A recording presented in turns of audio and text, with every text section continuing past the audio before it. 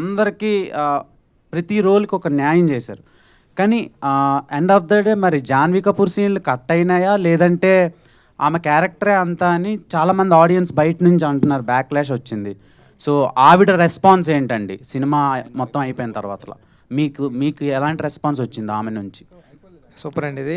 అంటే జాన్వీ గారు చాలా బాగా చేశారండి. ఇంకొక 2-3 సీన్లు ఉంటాయి. ఆ సీన్లు అంటే నేను ఎలా రాసుకున్నాను అంటే అండి, క్యారెక్టరు ఒక అమ్మాయికి అంత రెబలిష్గా తిరిగిన అచ్చి అమ్మ లాంటి క్యారెక్టర్ కూడా, అంటే ఉప్పెన్లో మీరు బేబం క్యారెక్టర్ చూస్తే ఈరోజు ఇంత అలాగా ఈ క్యారెక్టర్ గురించి మాట్లాడుతున్నారు కదా, ఆ రోజు బేబం క్యారెక్టర్ చాలా సూపర్. అది అంటే ప్రేమ ఉంటే చాలు, నా పక్కన నా చేయి పట్టుకుంటే చాలు, నువ్వు నా మీద పడుకోవాల్సిన అవసరం లేదు, పక్కనే పడుకుంటే చాలు అని చెప్పిన డైరెక్టర్ రాసిన స్టోరీ అండి ఇది కూడా. అంటే నేను ఏం చెప్తున్నా అంటే అచ్చి అమ్మ కూడా ఎలాంటిదంటే రెబలిష్గా చూడడానికి మగరాయిల్లో ఉంటుంది, కానీ ఎవరో ఆ అమ్మాయిని నైట్ ఎఫెక్ట్లో నైట్ ఫైట్ టైంలో కట్ చేసిన తర్వాత ఆ అమ్మాయి చాలా సెన్సిబుల్ అయిపోయి హీరోయిన్ అయిపోయిన తర్వాత ఎవరో అలాంటి అమ్మాయి కూడా ఎవరో చీకట్లో ముద్దు పెట్టాడని హీరో తెలిసిన తర్వాత హీరోకి వచ్చి చీకట్లో ముద్దు పెట్టాడు ఆడిని తీసుకొచ్చి కొడతావా అంటే, హీరో ముద్దు పెట్టింది హీరో అని తెలిసిన తర్వాత ఆడు చచ్చాడో బతికాడో తెలీదు, అలాంటి తోడు కోసం మెల్లో తాళి కట్టేసుకున్న అమ్మాయి వాళ్ళ నాన్నతో ఏం చెప్తుంది, ఏ ఆడపిల్ల కన్నా పెళ్ళాడితే మొగుడే అమ్మాయి, అమ్మకి ప్రేమిస్తే కూడా మొగుడే నాన్న అని అంత రౌండ్ అప్ చేసి దాంట్లో ఒక 2 సీన్లు మిస్ అవ్వడం వల్ల అలా అనిపించింది సార్. అది ఇప్పుడు ఒక 2 సీన్స్ వచ్చేస్తున్నాయి బుధవారం నుంచి. అమ్మాయి క్యారెక్టర్ ఎలా ఎలివేట్ అవుతుందో చూద్దామండి. జాన్వీ గారికి సోషల్ మీడియాలో ఇంకొకటి బాగా స్పెక్యులేట్ అవుతుంది, నెక్స్ట్ మీరు మహేష్ బాబు గారితో సినిమా అంటున్నారు, మైథలాజికల్ అంటున్నారు, దాని మీద ఒక చిన్న క్లారిటీ ఇస్తారా? ఏదైనా టైం సార్, అంటే పెద్దలందరూ ఉన్నారు కదండి, టైం నిర్ణయిస్తుందండి ఏదైనా. Thank you sir. Okay, Ram Charan గారిని ఇంత బాగా కష్టపెట్టినందుకు నిన్న చిరంజీవి గారు ఒక మాట అన్నారు కదా sir, so next cinema hero కూడా ఇలానే కష్టపెడతారా రామ్ చరణ్ గారిలానే?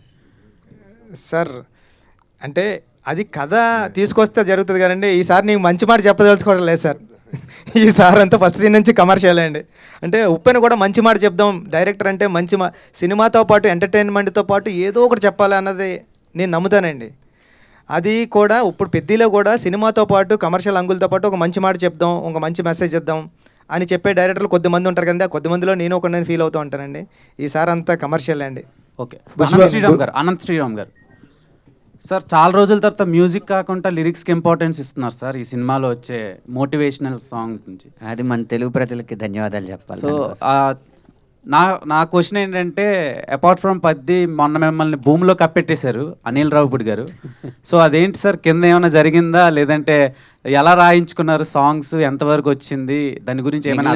ఎవరైనా సరే నాకు అనవసరం, రచయితలు మాత్రం విత్తనాలు లాంటారండి, పాతి పెట్టినా కూడా మహావృక్షమై సో వేవేల ఫలాలను మీకు వసుకుతాయి. ఎంత టైం సార్ పాతి పెట్టి ఉంచారు మిమ్మల్ని?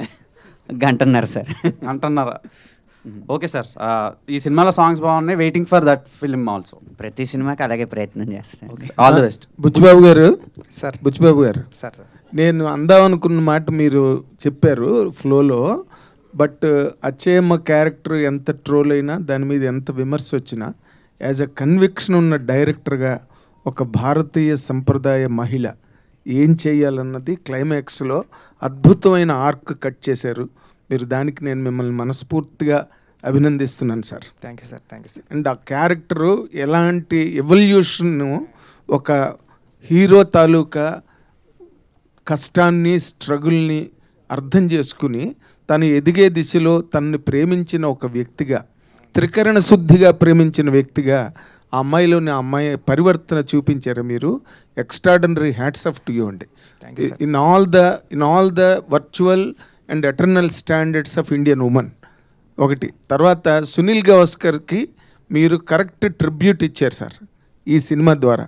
అదేంటంటే ఆయన ఒక మాట అన్నాడు, మనకి ఇండియాలో ఫాస్ట్ బౌలర్స్ లేరు, మనకి అంత స్టామినా లేదు వరల్డ్ బౌలర్స్తో కాంపీట్ చేయడానికి, అందుకని సెంట్రల్ ఇండియాలో ట్రైబల్ రేస్ నుంచి కొంతమందిని తీసుకొచ్చి వాళ్ళని కనుక ట్రైన్ చేస్తే వాళ్ళు ఎక్స్ట్రీమ్ పేస్ బౌలర్స్ అవుతారు అని చెప్పి ఎప్పుడో సునీల్ గవాస్కర్ ఒకసారి స్టేట్మెంట్ ఇచ్చాడు.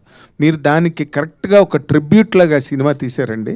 It's a fantastic work you have done against all the criticism you were cornered with.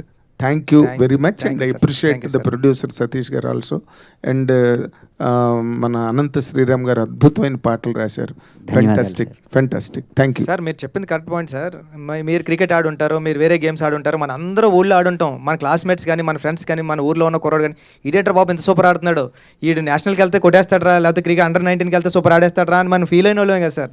అలాంటి ఫీల్ అయిన వాళ్ళ దగ్గర నుంచి రాసుకునే కదే సార్ ఇది. అదే అండర్ ప్రివిలేజ్డ్. అయితే మీకు ఒక చిన్న ఇంట్రెస్టింగ్ క్వశ్చన్. మీరు నా ఇంటర్వ్యూలో మాట చెప్పారు ఏంటి, హీరోకి వాళ్ళు వెతుక్కుంటున్న లేకపోతే వాళ్ళు కోరుకుంటున్న క్యారెక్టర్ని చెప్తే ఈజీ అవుతుందండి, మనకి యాక్సెస్ ఈజీ అవుతుంది, అందుకని రామ్ చరణ్ గారు అనుకున్న క్యారెక్టర్ని నేను రాసి తీసుకెళ్ళానని చెప్పారు. అవును సార్. ఇప్పుడు తక్కువ హీరోలకి ఏమేమి కావాలో ఏమైనా కలెక్ట్ చేశారా డేటా?